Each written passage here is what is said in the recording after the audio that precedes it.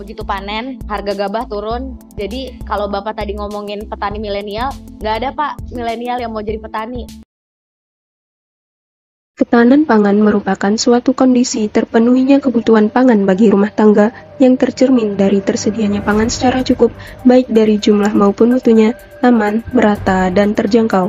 Presiden Jokowi mengatakan 19.600 orang di dunia meninggal kelaparan akibat krisis pangan.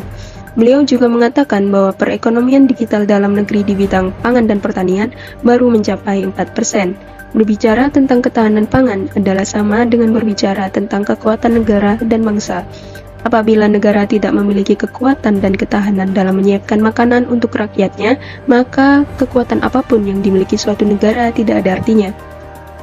Indonesia sebagai negara yang besar memiliki kekuatan karena didukung sumber daya alam yang melimpah yang memiliki potensi dalam memperkuat ketahanan pangan Indonesia. Dengan adanya potensi tersebut dan mengingat Indonesia sebagai negara agraris yang dilintasi garis khatulistiwa, maka diperlukan tata kelola yang tepat. Tak hanya ancaman krisis pangan, Indonesia juga terancam krisis petani. Hal ini akibat dari proses regenerasi yang berjalan stagnan. Menurut perhitungan Badan Perencanaan Pembangunan Nasional Bappenas, jika kondisi seperti ini terus berlangsung, Indonesia diprediksi akan kehabisan petani pada tahun 2063. Saat ini, generasi muda di desa memilih pindah ke kota dan meninggalkan sektor pertanian. Stigma negatif dan penilaian terhadap profesi petani yang tidak memiliki kepastian masih melekat di kalangan masyarakat dan menjadikan milenial enggan memilih sektor pertanian. Padahal Indonesia membutuhkan petani-petani yang produktif untuk memaksimalkan produksi pangan, terutama karena Indonesia adalah negara agraris. Krisis regenerasi petani harus menjadi perhatian yang serius. Lalu, apa yang harus dilakukan Indonesia untuk mewujudkan ketahanan pangan nasional? Pemerintah sebagai pemangku kebijakan sudah mengupayakan berbagai program, seperti bantuan benih bagi petani, pelatihan pengolahan lahan, subsidi pupuk, dan lainnya. Namun, semua berhenti di situ. Setelah panen, harga mayoritas komoditi ditentukan pasar dan biasanya jatuh. Perjuangan petani berbulan-bulan akhirnya berakhir dengan kerugian.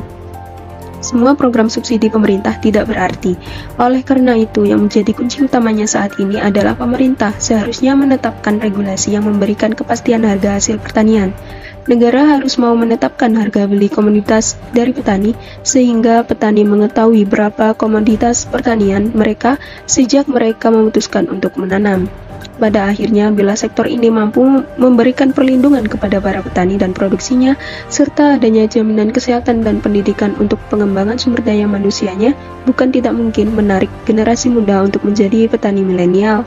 Misalnya, anak-anaknya memiliki kualifikasi intelektual diberikan beasiswa untuk selanjutnya diberdayakan sebagai petani ahli yang mengkombinasikan pertanian dan teknologi guna mewujudkan produksi pangan berkelanjutan. Selain itu, dari sisi permintaan dapat melakukan suatu transformasi pangan pokok beras ke pangan pokok yang lainnya, misalnya jagung, sorghum, sagu, dan lainnya. Tentunya diperlukan inovasi teknologi pertanian untuk membuat panganan pokok yang lebih menarik para konsumen, tentunya dengan tetap mempertimbangkan kandungan gizi yang ada.